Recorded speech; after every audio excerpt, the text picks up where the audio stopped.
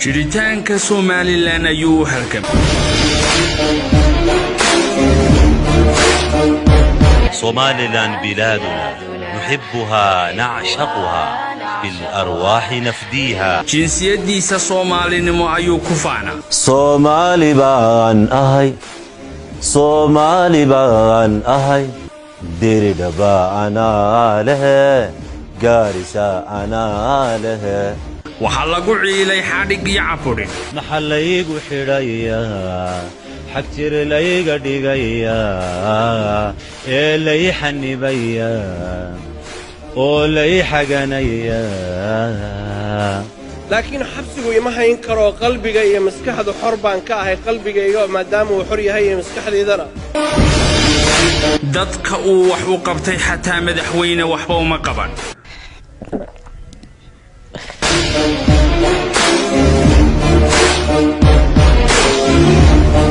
kuwa waalan ee uu u gurmaday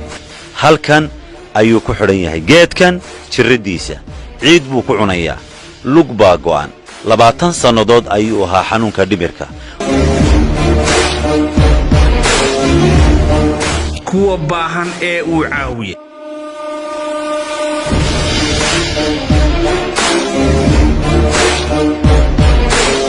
iyo kuwa xanuunsanaya ee uu caafimaadka la doonay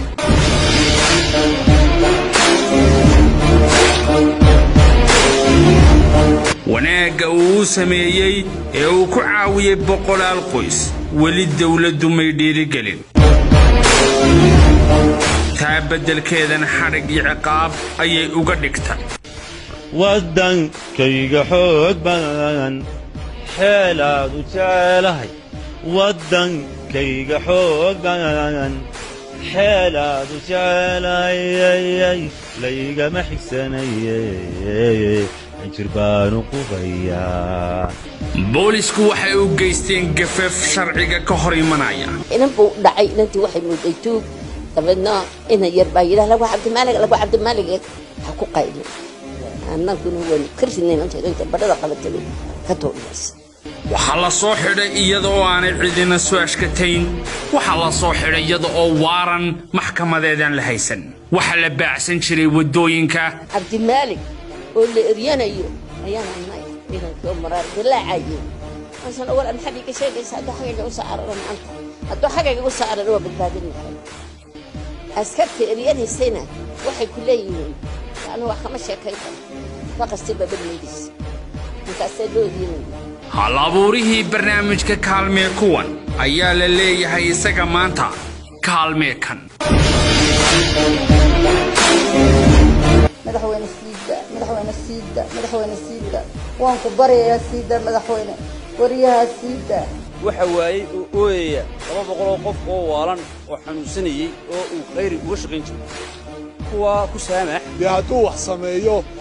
baanka waxbuu dhigtay credit buu leeyahay kreditkii uu lahaa in la eego marka la isu jaro ilaahayba xasanaadka iyo dee sayaad qofku sameeyo waa la soo eegaa waa dogay kii haddeeba koroo yahay Itoobiya ka dhacaysay waa ninkii keliya ee suxufiga ahaa ee ka hadlayay buu ahaa ee gurmaday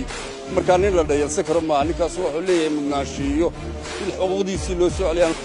muddo badan hadda waa xukunaa intaa hadha ilaa cafiyo oo madaxweyne waxaanu ku leenahay ilaahay ha ku cafiyey عفي صوفي ترى 4 jeer ama 6 jeer baan dan warbaahinta go'an inta jeer aanu hadalay waxaanu madaxweynaha Somaliland ka codsanay madaxweyne ninkaas wuxuu ee samafalaha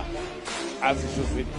madaxweyne عفو صوفي qof waa la diidi karaa laba waa la diidi karaa toba waa la diidi karaa laakiin madaxweyne waxa leenahay haddaan gobolkii tog dheer naga aqbal arrinka maanta aan ka hadlayno ninka wariyaha ee samafalka waxa naga banaanaday gaaf weyn waxa naga dhindaaday wax badan tabaal khayr badan baa naga maqnaaday